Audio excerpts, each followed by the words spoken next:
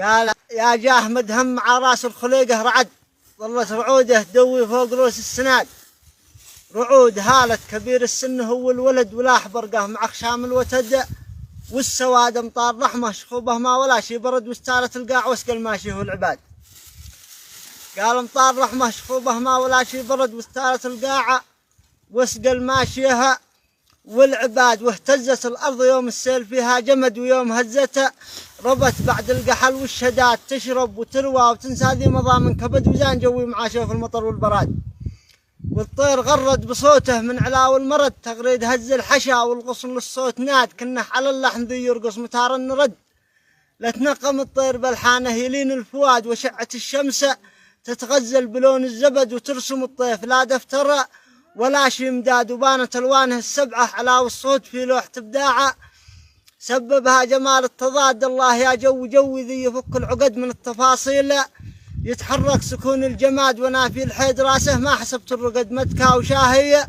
وقاتي قلع ماشي سماد، والحان ابو بكر والصانع وميحد حمد وساحلية.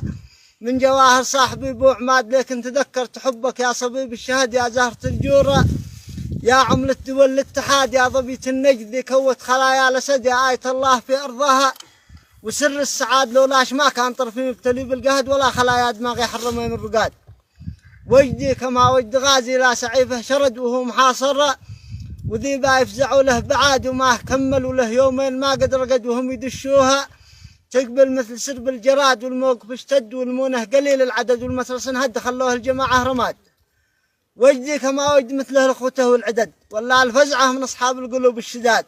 وفرحتي لا المحتش فرحته لا نجد، لا غبر الجو حولها من مواتر جداد. سمعه رولاد عمه جد من بعد جد، وصاحب الصوت مرحبا يا رماح العناد.